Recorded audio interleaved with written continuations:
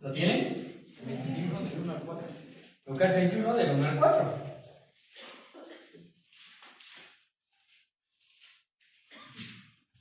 ¿Ya estamos ahí? Amén. Amén. Vamos a leerlo todos juntos y síganme en la lectura, por favor, en voz alta. Levantando los ojos, vio a los ricos, ¿continúen conmigo? No, vamos a empezar de nuevo. Levantando los ojos, vio a los ricos que echaban sus ofrendas en el arca de las ofrendas. Vio también a una viuda muy pobre que echaba allí 2 blancas, y dijo: en verdad os digo que esta viuda pobre echó más que todos, porque todos aquellos echaron para las ofrendas de Dios de lo que les sobra, mas esta de su pobreza echó todo el sustento que tenía. Vamos a orar. Padre bendito, ponemos en tus manos tu palabra y queremos aprender de ella. No queremos ser insensibles a ninguna de las predicaciones que se exponen desde este púlpito, sino por el contrario, Padre, el poder sensibilizarnos a entender el mensaje tan profundo que tú, Señor, nos das. Y específicamente en esta mañana y en este pasaje, tú hablaste hace más de 2000 años a tus discípulos en ese lugar del templo en donde las ofrendas eran echadas y dejaste una enseñanza enorme, en pocos versículos y en pocas palabras, pero que son trascendentes para nuestra época y para nuestras vidas. Bendícenos esta mañana en el nombre de Cristo Jesús. Amén. Amén. 4 versículos. Y este pasaje también tiene su paralelo en Marcos 12, 41 y 44, y también son 4 versículos. Prácticamente son muy similares, no cambian mucho. Pero hay algunos personajes que podemos entender, ¿verdad? El primero de ellos, pues, es Jesucristo, quien ve a una viuda y ve a los discípulos también ahí, y ve también a gente rica. ¿Lo notaron?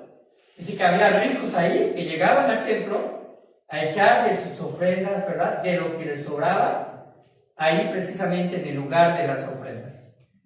Pero también menciona a una sola persona. ¿La identificaron? Sí, la viuda. La viuda. Pero también era una viuda pobre. Dice ahí, y esa parte de la escritura, ¿verdad? No está de más. Está diciendo que es pobre. De hecho, ¿verdad? Uno de los mandamientos que precisamente se dan a través de las cartas es ayudar a las viudas y a los huérfanos. Porque representan a la gente, ¿verdad? Que no podía tener un trabajo estable, que no podía recaudar dinero, ¿verdad? Para sus propias necesidades. Y esa gente normalmente se distinguía porque era una gente pobre. El día de hoy vamos a estudiar sobre eso, el ejercicio de dar y de servir. A veces pensamos, hermanos, que en tiempos de crisis, lo más lógico es guardar. Estamos en una crisis, hemos dejado de tener un trabajo, o quizás en una crisis pasada, donde, ¿verdad? Como en la época del COVID, hermanos, la época del COVID, ya lo he mencionado, algunas iglesias cerraron, algunos pastores murieron, ustedes lo saben de primera mano, ¿verdad? Y algunos no solamente perdieron su trabajo, sino también perdieron su salud y no se pudieron recuperar de todo para regresar, ¿verdad?, a sus estados laborales. Esa fue una época de crisis muy marcada. Pero también hay épocas de crisis individuales, donde quizás usted, ¿verdad?, esté pasando por una situación difícil. Y es más lógico pensar en que debemos de guardar, ¿verdad? Vamos a empezar a racionar, ya no vamos a comprar algo en la casa que compramos como un lujo y empezamos solamente a comprar lo más básico, lo más necesario. Y eso es correcto hasta cierto punto. Pero ¿qué es cuando debemos de dar al más necesitado? Porque si usted piensa en su necesidad y dice, en este momento estoy en mucha necesidad, le pregunto, ¿habrá alguien más necesitado que usted? Sin lugar a dudas, ¿verdad? Pero a veces decimos, bueno, cuando pase la crisis, cuando pase la tormenta, entonces voy a ayudar. Pero el reino de Dios, hermanos, el reino de Dios, casi camina en dirección contraria a nuestra propia lógica. Estoy comenzando un estudio allá en el Instituto de Nactopan que se llama Las Bienaventuranzas. Y subí precisamente en el grupo que el día de hoy comenzamos por la tarde con las Bienaventuranzas. Y cuando hablamos acerca de esto, de las Bienaventuranzas, parece que nos encerramos en Mateo capítulo número 5, donde está el Sermón del Monte y empieza diciendo: bienaventurados los pobres en espíritu, ¿verdad? O bienaventurados los que lloran, o bienaventurados los que nos persiguen, pero no son las únicas bienaventuranzas de la Biblia. El libro de los Salmos tiene muchas bienaventuranzas. ¿Cómo empieza el Salmo 1:1? Bienaventurado el varón que no anduvo en consejo de malos, y de ahí nos podemos seguir. Pero en el libro de Hechos aparece otra bienaventuranza que toca nuestro corazón. Y dice: más bienaventurado es dar que recibir. Más bienaventurado es dar que recibir. Y hermanos, a veces el tema de dar, cuando lo toca un pastor, ¿verdad?, cambia la percepción de que es el pastor quien quiere recibir, sino hay que dar para el reino de Dios. Al final y al cabo, qué bueno que como iglesias bautistas tenemos nosotros un gobierno, ¿verdad?, teocrático congregacional. Y es la congregación, ¿verdad?, a través del grupo de diáconos, en este caso, así como lo que está en esta iglesia, quienes determinan el apoyo que se le da a sus siervos. Y eso está muy bien, porque así de ninguna manera, ¿verdad?, nosotros estamos manejando dinero. Y eso debe de continuar así, porque de hecho eso es también una premisa bíblica. Pero hermanos, a veces el miedo nos susurra y nos dice: espérate, no des porque en este momento no tienes. Pero si Dios susurrara a nuestro oído, nos diría ese versículo: es más bienaventurado dar que recibir. ¿Por qué, hermanos? Porque nuestra carne tiende a acaparar. Nuestra carne tiende a ser a veces egoísta. Nuestra carne suele pensar y decir: cuando me sobre, voy a dar de lo que me sobra. Pero las crisis revelan lo que hay en el corazón. Las crisis, sin lugar a dudas, van a revelar lo que hay en el corazón. Hermanos, cuando todo está bien, entonces podemos dar. Pero cuando hay escasez, cansancio, cuando hay incertidumbre, cuando hay dolor, cuando hay dudas, entonces el acto de dar ya no se convierte solamente en el hecho de una limosna o que doy por compasión.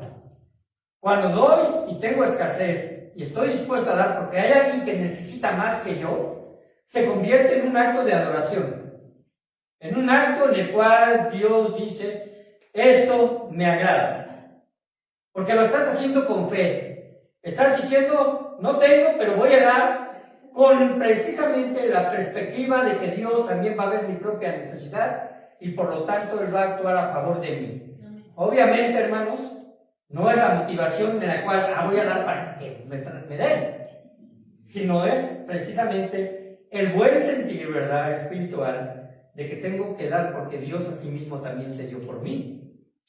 Así que, hermanos, la Biblia está llena de personas que sirvieron en medio de su propia necesidad y de su propia tormenta.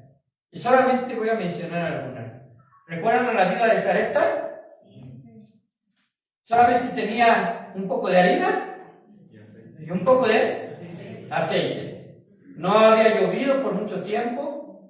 Se acerca el profeta Elías y le dice: dame de comer. Y dice: Señor, ¿qué quieres que te dé de comer? Iba a hacer apenas unas tortas para dar de comer a mi hijo y a mí, y entonces morir. Y entonces, ¿verdad?, el profeta le dice: ve, dice, porque no va a menguar. No va a menguar el aceite ni va a menguar la harina. ¿Y sucedió o no sucedió? Sí. Sin lugar a dudas. Cuando hablamos acerca precisamente de la iglesia primitiva, ayudaba aún en persecución.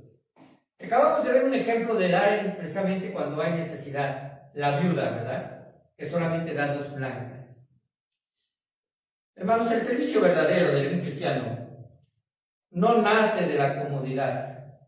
Siempre va a nacer del sentir amoroso que el Espíritu Santo impregna en nuestra vida para poder compartir. Yo le pregunto, ¿Jesús esperó que el mundo estuviera bien para amar? No. ¿Esperó que las condiciones fueran las más favorables? No lo hizo, ¿verdad? Él vino quizás en uno de los momentos más críticos y además, ¿verdad? En su plan, así habría de ser, para que fuese llevado precisamente Jesús, ¿verdad? A la cruz. Así que, hermanos, leyendo este pasaje de la disciplina y al entender la disciplina de dar y recibir, puedo entender que hay disciplinas que parecen ser más pesadas que otras. Y el dar a veces es pesado, ¿no? A veces puede ser más pesadas que otras. Y hay esfuerzos dentro de la iglesia, esfuerzos dentro de instituciones, que solamente unos cuantos lo hacen. Y es curioso. ¿Por qué? Porque a veces nos gusta participar de los triunfos ajenos. ¿No lo han visto cuando ganan la selección y dicen, ganamos? Y cuando perdieron. Esto es algo muy humano, ¿no? El agarrar y decir, y entonces queremos disfrutar de los triunfos ajenos, ¿no? Pero hermanos, dentro de las disciplinas espirituales, descubrimos que hay algunas que nos permiten disfrutar de la bendición de acercarnos a Dios. ¿Cuáles son esas disciplinas? La oración y la lectura bíblica. Esas nos permiten acercarnos a Dios, conocerle a Dios y también, ¿verdad?, en nuestras plegarias y oraciones, ¿verdad?, rogarle a Él. Esas son las disciplinas que nos permiten acercarnos a Dios. Pero hay otras disciplinas que nos van a liberar de cargas, o de actitudes, o de conductas. Y una de ellas es el servir y dar. ¿Por qué? Porque nos libera del egoísmo y nos va a liberar de la soberbia. Estas actitudes cristianas revelan mucho de lo que hay en el corazón del creyente, como lo dije. Y así como el mundo dice, lo tuyo es tuyo, o no desperdicies tus bienes con otros, o quizás haya escuchado otras frases similares, pero Jesús nos enseñó, ¿verdad?, parte del servicio cuando tomó el hebrillo y la toalla. ¿Recuerdan esos famosos pasajes, no? Ya casi a punto de llegar a la cruz, toma el hebrillo y la toalla, ¿y qué hace con ellos? Lava los pies de sus discípulos. Una acción que correspondía a un siervo. Por ahí Pedro se levanta y dice, Señor, ¿verdad?, no lo hagas. Y dice, si yo no lo hiciera, no vas a tener parte conmigo. ¿Por qué, hermanos? ¿Saben que parte de la vida cristiana es compartir también precisamente las actitudes que Cristo nos dio como ejemplo? Y una de ellas es el servir y el dar. Él nos enseñó mucho cuando tomó la cruz sobre sus hombros y caminó al Gólgota solo para darse por nosotros. Servicio y dar es una combinación que demuestra dependencia y confianza. Cuando usted sirve y cuando usted da, está mostrando que su fe está puesta y su confianza está puesta en Dios. Que usted no depende de las circunstancias, que depende meramente y al 100% de nuestro Dios. Así que, hermanos, dar no comienza en la cartera. Ahí no comienza el dar, comienza en el corazón. Comienza en el verdadero sentir de querer poder apoyar a otros. Y si lo pensamos bien, le voy a preguntar algo. ¿Dios necesita de su dinero? No lo necesita. En realidad, Dios no necesita de nuestro dinero. Él es el dueño, ¿verdad?, del oro y de la plata. Él es el dueño de toda riqueza. No me imagino, ¿verdad?, esa ciudad celestial, la Nueva Jerusalén, donde son calles de oro, ¿verdad?, piedras preciosas en las columnas, señalando los nombres, ¿verdad?, de los apóstoles por un lado y por otro lado los de las tribus. Hermanos, Dios quiere entonces su confianza en que Él cuidará de usted. Eso es lo que quiere cuando le dice a usted, dar. Sin duda el problema no es el billete en la mano. Ese no es el problema. El billete en la mano no es el problema, sino el miedo y la duda que tenemos en nuestro corazón. Piense un poco. Cuando llegue a la tumba, porque va a llegar, hermano, no son malas noticias, ni soy un ave de mal agüero, pero si Dios no viene antes, si Cristo no viene antes, va a llegar a la tumba. Yo también. ¿Qué va a suceder con todo lo que tiene? Algún día otro lo va a dar. Y ni siquiera sabe a dónde va a llegar su mejor prenda. Ni siquiera sabe a dónde van a llegar sus mejores zapatos. Ni siquiera sabe a dónde van a llegar, ¿verdad? Esa vajilla que tanto cuida. ¿Verdad? Ya la semana pasada dije, los Tupperware que tenemos de más, no saben a dónde van a llegar tampoco. Hermanos, nadie sabe qué es lo que va a hacer y qué otra persona se le quedará. Ayer en la clase de las bienaventuranzas estamos hablando un poquito acerca de este tema. Y hablamos acerca de las prioridades en el templo. Porque a eso la Biblia le llama mayordomía. ¿Ha oído esta palabra? Sí. Mayordomía.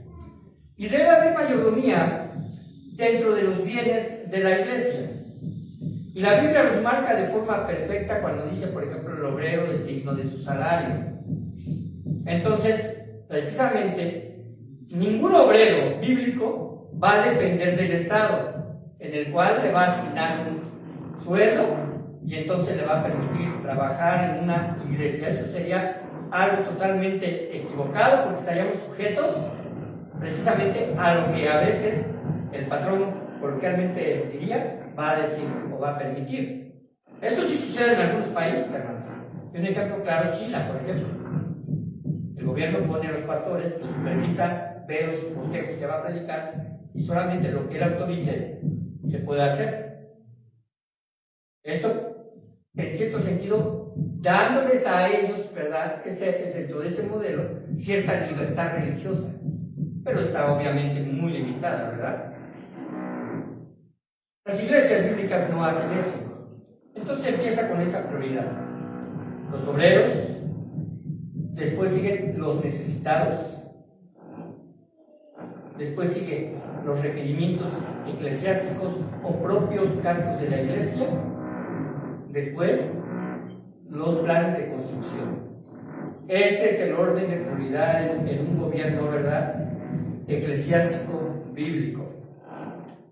¿Por qué, hermanos? Porque a Dios le interesan primero las personas. Y así, hermanos, podemos nosotros irnos un poco más acerca hablando de mayordomía.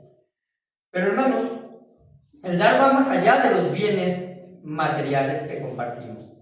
El servir también es dar. Y así como el dar no comienza en la cartera, sino en el corazón, el servir no comienza en las palabras, sino cuando usted acciona. Cuando usted dice, voy a meter las manos, voy a ensuciarme, voy a aprender, me voy a capacitar, con un propósito de poder precisamente servir en la obra de Dios. Jesús, cuando observa aquí, ¿verdad?, estas personas ricas dejando grandes cantidades en el templo, ustedes pueden pensar que las monedas caían, ¿no? Y eso parecía impresionar a muchos, porque a los fariseos les gustaba mucho llamar la atención, ¿no? Dice la palabra de Dios que cuando ellos oraban en público, extendían sus flecos. Y si quizás no entienden esto de que extendían sus flecos para orar, era porque los judíos oran precisamente con un atuendo, que es como una especie de capa, que contiene flecos. Esos flecos vienen siendo como pequeños, ¿verdad?, trenzados, que terminan de un lado y del otro lado precisamente de esa manta, y los ponen y las extendían. Y estos flecos representan los 613 mandamientos de la ley. Entonces, a ellos les gusta orar en público y extender sus flecos. Y ya vamos entendiendo entonces qué era lo que ellos trataban, ¿verdad?, de hacer, impresionar a los demás.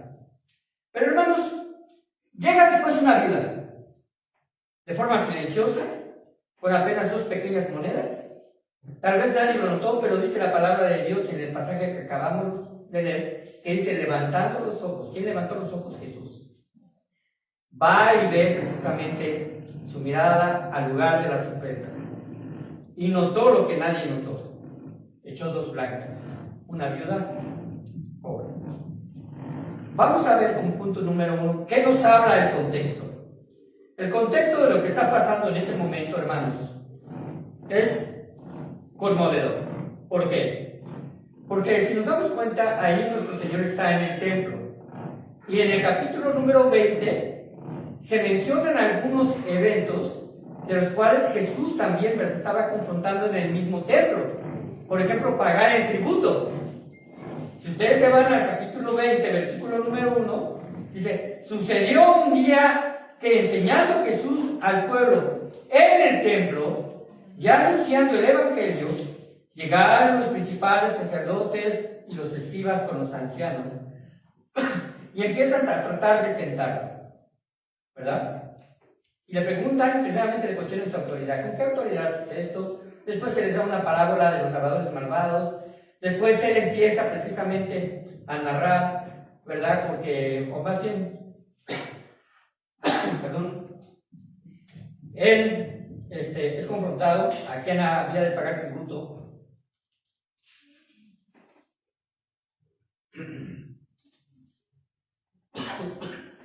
Ya se me está cerrando un poco la garganta. ¿Y recuerdan ese pasaje, no? De hecho, aparece perdón, en el versículo 19 del capítulo 20. Aquí tengo agua. Aquí tengo agüita.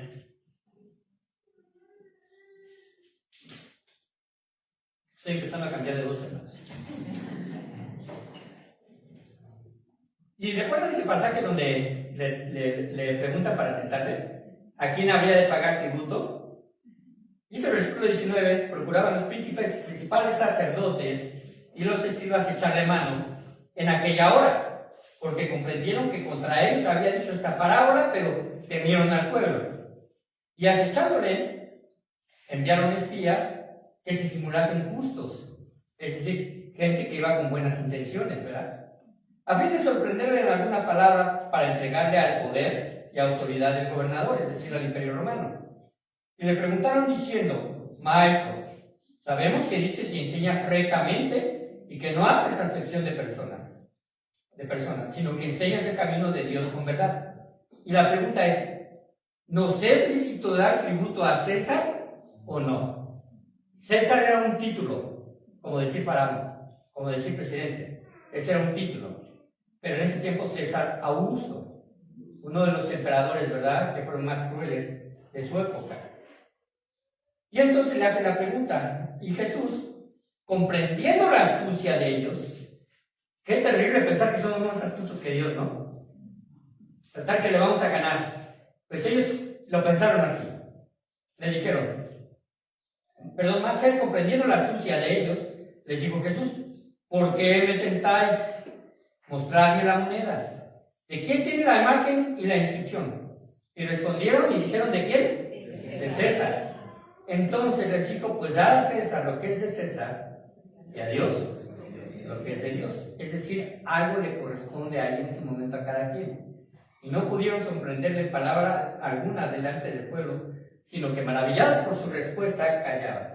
De esto nos habla el contexto, de todo lo que está ocurriendo alrededor, porque el capítulo 21 comienza también precisamente todavía en esa ocasión, todavía estaba en el templo, todavía estaba frente a los fariseos, estaba también con sus discípulos y les enseñaba desde el templo. Así que esto ocurre durante la última semana también del ministerio de Jesús. Él había entrado a Jerusalén, estaba en el templo, el ambiente era tenso, los líderes religiosos le rechazaban y Jesús estaba enseñando a sus discípulos. Y antes de ese rato Jesús anunciaba la hipocresía de los escribas, porque también en Lucas 20:47 les dice, ustedes devoran las casas de las viudas. Ustedes devoran las casas de las viudas. O sea, había una acusación, ¿verdad? Y dentro del control de Dios permite que sea una viuda que vaya y deposite las dos blancas. Aquí hay una simple, se puede decir paradoja, ¿verdad? En la cual, miren, fariseos, ustedes, en lugar de darle a Dios lo que le pertenece a Dios, van y saquean las casas de las viudas. Les estaba precisamente diciendo esto. Y después hablamos del tributo a César. Y al mostrar la moneda, seguramente, la moneda, ¿verdad?, que en ese tiempo circulaba, las monedas de mayor valor se les llamaba familia augusta. Así se les llamaba a esas monedas. Eran monedas de oro o de plata con la imagen de Augusto César. Y es que, hermanos, a estos emperadores les encantaba sobresalir, ¿no? Ellos les ponían su imagen a todas las monedas. Entraba otro emperador y su imagen a otra moneda. Y estatuillas para ellos. A estas monedas se les llamaba precisamente así, familia augusta. Una moneda de oro o de plata con la imagen de Augusto César, muy superior en valor a las 2 blancas que depositó la viuda. Así que al momento que aparece una viuda en el lugar de las ofrendas, hay una relación entre lo que hacían los escribas al aprovecharse de ellas y en contraste la actitud humilde de una viuda agradecida a Dios. Qué interesante, ¿no? Segundo punto, la actitud fue más importante que el lugar. Y esto, hermanos, la actitud es más importante que el lugar. En el templo había recipientes donde las personas depositaban dinero para el sostenimiento del templo, para el sostenimiento de la obra, para el sostenimiento de los sacerdotes que ahí también ministraban. Los ricos daban cantidades visibles y llamativas. Yo me las imagino aventándolas, ¿no? Para que se oiga. Luego llega una viuda y, como lo dije, de forma silenciosa deposita 2 blancas. Las blancas eran las monedas más pequeñas y de menor valor de la época. Ni siquiera era un denario. ¿Saben lo que era un denario? Era la moneda con la cual cubría el sueldo de un día. Era menor todavía. 2 blancas. Así que, hermanos, algo casi insignificante humanamente hablando. Pero Jesús no estaba mirando la cantidad, estaba mirando el corazón. Querido hermano, déjame decirte lo siguiente. Dios siempre notará lo que los demás ignoran en tu servicio. Dios siempre notará lo que parece que los demás no notan cuando tú sirves. Dios lo está viendo y lo está tomando en cuenta. Así que, hermanos, el servicio que parece ser anónimo, Dios lo recompensará en público. Y esto nos deja una enseñanza enorme. La enseñanza de confiar en Dios. La enseñanza de confiar en Dios. Dios no nos dejará en desamparo. Aunque ahí dice, de su pobreza echó todo el sustento que tenía, prácticamente está diciendo, se está quedando sin comprar para comer. Esta viuda nos enseña que la pobreza no es limitante para dar. Significa dar y servir cuando parece que no tenemos los recursos y servir cuando parece que no tenemos el tiempo. En ocasiones las cosas, hermanos, para nosotros no cuadran, ¿no? Y ustedes lo han vivido, porque quizás han pasado de épocas de épocas no tan de pobreza, pero sí de escasez. En donde usted hace cuentas y dice, tengo que pagar esto, y acabo de cobrar esto, ¿saben que no cuadra? Porque ni alcanza. No cuadra, nos va a faltar, ¿verdad? Y si nos ponemos a pensar, ¿cuántas de esas cosas que tenemos realmente no son necesarias? Pero la sociedad y los medios nos han ahora implantado que son necesarias, porque incluso algunas se han convertido en herramientas de trabajo como el Internet. Pero en nuestro tiempo no lo necesitamos, ¿cierto? No necesitamos las computadoras, no necesitamos las tablets. Si acaso, ¿verdad? Ya era un lujo tener una calculadora, ¿verdad? Y salían relojes con calculadora, con botoncitos chiquititos. ¿Sí se acuerdan de esos? Ajá. Para los que no tenían ganas de sumar mentalmente. Pero poco a poco, cada tecnología nos está llevando a precisamente que eso sea más necesario. Pero piensen un poco, ¿cuántas cosas tenemos que no son necesarias? ¿Y en qué momento las adquirimos? ¿O en qué momento nos las regalaron? ¿Y en qué momento están trabajando en nuestro corazón diciendo, esto es mío y no tengo por qué compartir? Así que, hermanos, solemos pensar, daré cuando tenga más. Serviré cuando se me pida, si no, no. Pero hay algo misterioso, hermanos, cuando tenemos las manos abiertas. Dios va a ver nuestra necesidad y Dios las va a llenar. No estoy dando una promesa al estilo de la doctrina de la prosperidad.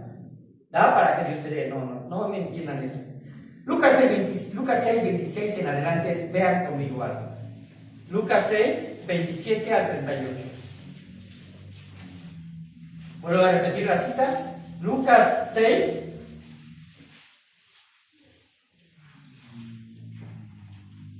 ¿Ya estamos en el capítulo?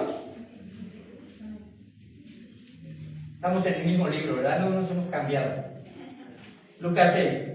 Ahora vayamos al versículo 27.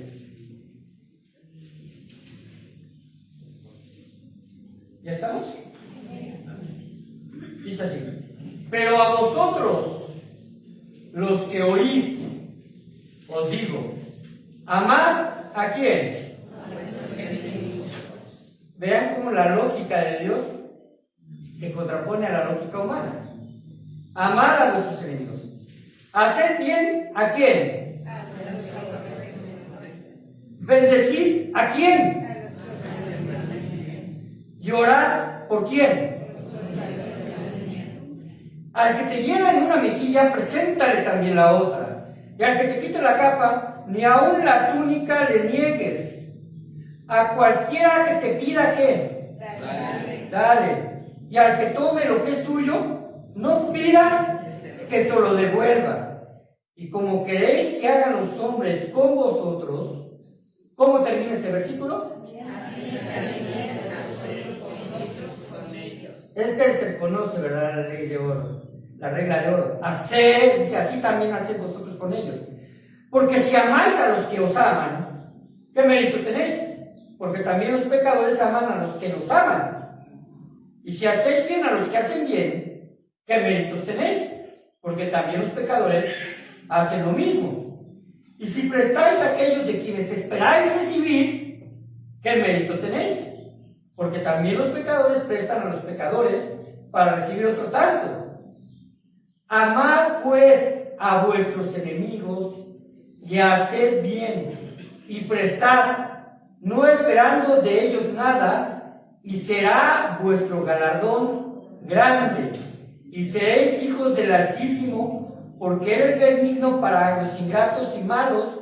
Sed pues misericordiosos como también vuestro Padre es misericordioso.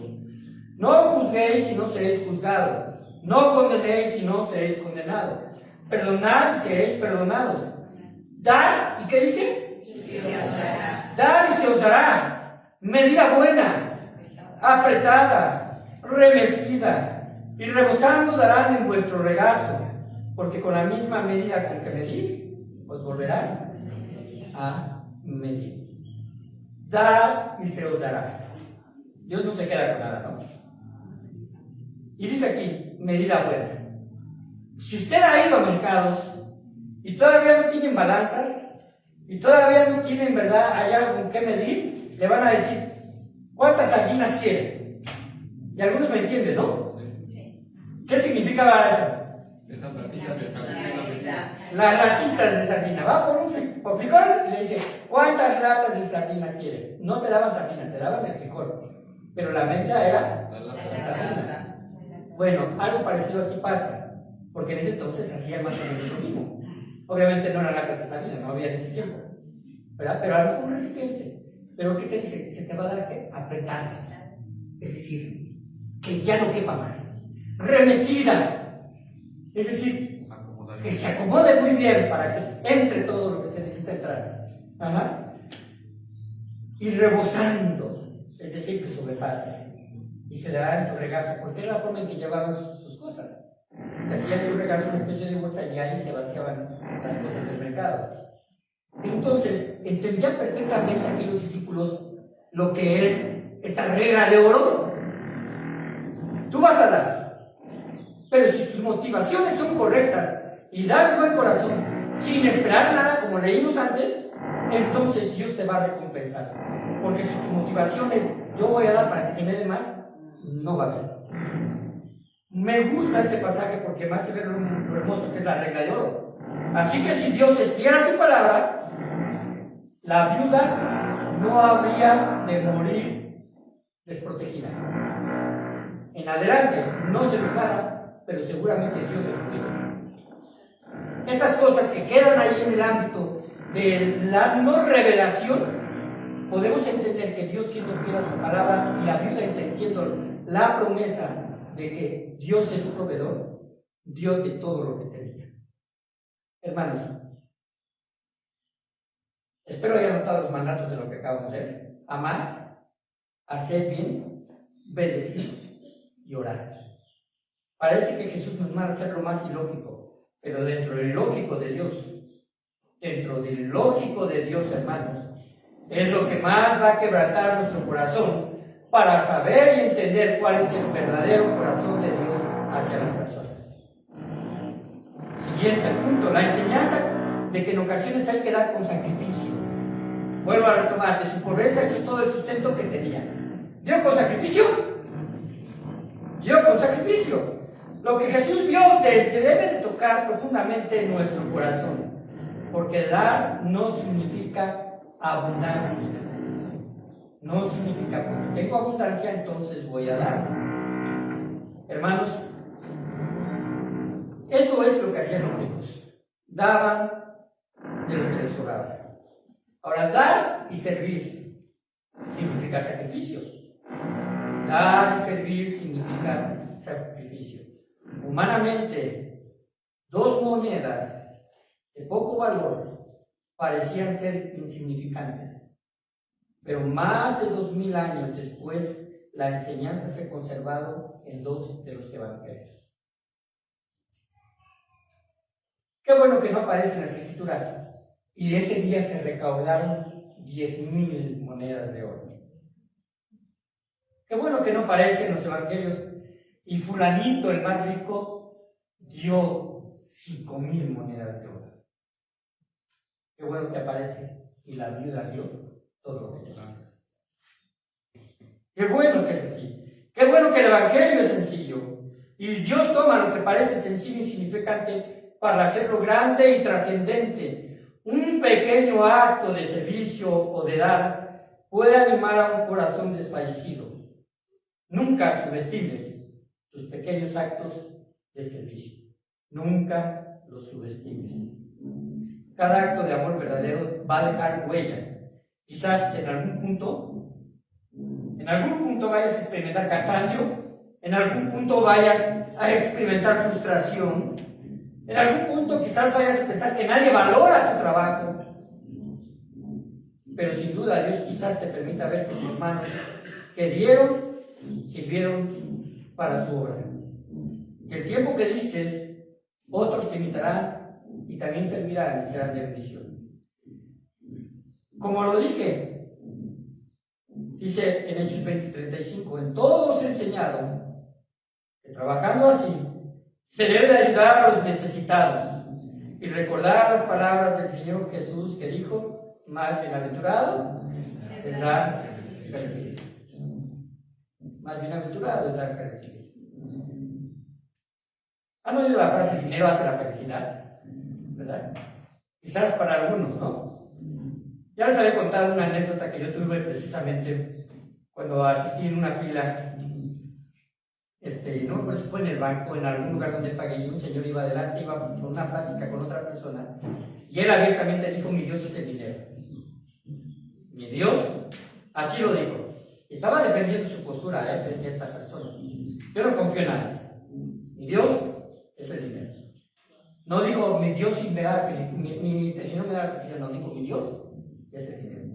Y al final se puede convertir en el Dios de alguien. En el Dios de alguien. Dios no está en contra de la riqueza. De hecho, en las cartas dice que el que esté rico dé a los pobres. Ajá. Dios hizo rico a Abraham. Dios hizo rico a Job. ¿Cierto o no? A Josué, cuando lo conquistaron la tierra prometida. Dios no está en contra de la riqueza. Dios puso precisamente a José como segundo de Faraón. Una de las cosas que ocultó, ¿verdad? Cuando sus hermanos fueron con los burritos y llevaban los costales ya con grano para regresar a la tierra, ¿verdad? Y llevarle precisamente a su padre los alimentos. Una de las cosas que escondió fueron una copa de oro o de plata, no recuerdo bien, de oro, ¿verdad? Valiosa. Ahí donde estaba José no había, ¿verdad? vasitos desechables. Había de oro y de plata, cosas que valían, ¿verdad? Pero ¿cómo Dios utilizó a José? El mundo dice recibe y entonces vas a ser feliz. La lógica humana normalmente funciona así. Seré feliz cuando reciba más, cuando tenga más dinero, cuando tenga más reconocimiento, cuando a mí se me dé toda la ayuda necesaria, cuando haya más seguridad. Pero Jesús invierte completamente esa lógica. Él dice: la verdadera bienaventuranza no está en acumular, sino en entregar. Porque recibir quizás haya una satisfacción momentánea, pero dar va a transformar tu corazón. Último punto. La enseñanza de que servir sin esperar reconocimiento. Servir sin esperar reconocimiento. Vivimos en un tiempo donde muchas veces se mide el servicio por el tamaño de lo que haces, por la fama o la visibilidad. Se admira al que tiene mucho, al que puede hacer grandes cosas y al que recibe reconocimiento público, ¿no? Algo sucede en el corazón del creyente cuando empieza a practicar el dar y el servir. Jesús se dio a sí mismo, lo sabemos. Nos dejó ejemplo de cómo servir, ya lo vimos, ¿verdad? Ahí con el hebrillo y con la toalla. Y créanme, hermanos, que era un servicio para un siervo. No era muy agradable tomar los pies de alguien que venía del camino polvoriento, que ya había ahí algunos callitos, ¿verdad? Que es el mal olor. Y entonces tomar la toalla y limpiarlos completamente. Eso era precisamente no era ni siquiera una tradición, era una acción de ser un buen hospedador por muchas circunstancias. Normalmente las casas no tenían pisos, solamente las de los ricos, pero no tenían pisos. Había que llegar. ¿Y cómo comían? No comían en sillas, no comían en mesas altas.